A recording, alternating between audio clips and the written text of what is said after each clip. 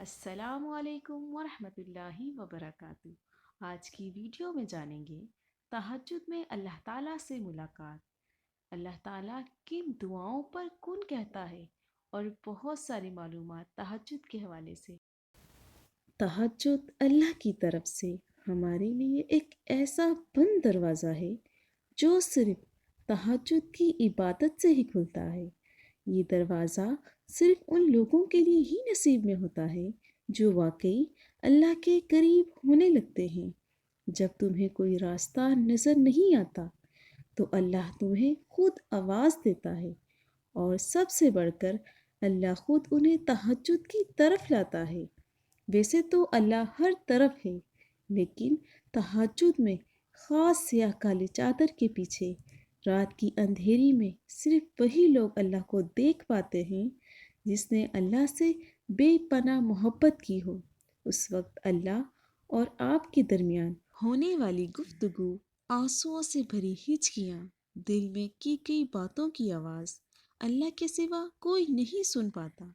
اس وقت تہجد کے سجدوں سے نہ تو سر اٹھانے کو دل کرتا ہے اور نہ ہی آسمان سے نظر ہٹانے کو۔ یوں سمجھو کہ تم ایک کشتی پر سوار ہو اور وہ کشتی ٹوٹی ہوئی ہے اور سمندر پر لہروں میں ہچکولے کھا رہی ہے۔ تم جانتے ہو ایک تم ہو اور ایک تمہارا رب ہے۔ جب تمہیں کوئی راہ نظر نہیں آ رہی ہوتی، پھر بھی تمہیں کامل یقین ہوتا ہے کہ وہ تمہیں اس آزمائش سے بچا لے گا، کیونکہ تہجد میں مانگی گئی دعا ایسا تیر ہے جس کا نشانہ کبھی خطا نہیں ہوتا۔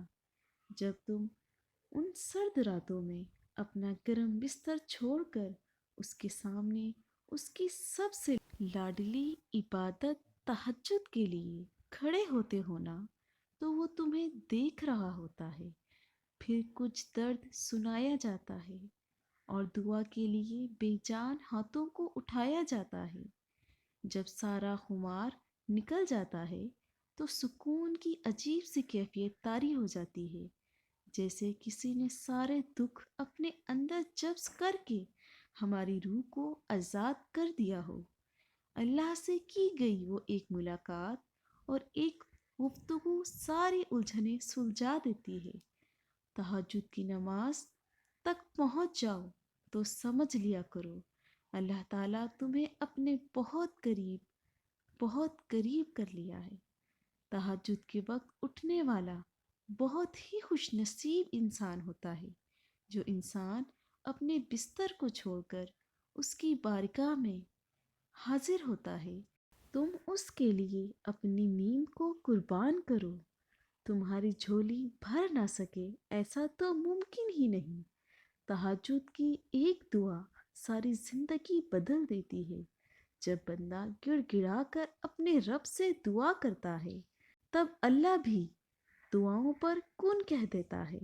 آپ کوشش تو کریں اللہ سے دوستی لگانے کی، اور جس دن آپ کی دوستی اللہ سے ہو جائے گی، یقین مانیں آپ کو کسی کے پیچھے بھاگنا ہی نہیں پڑے گا۔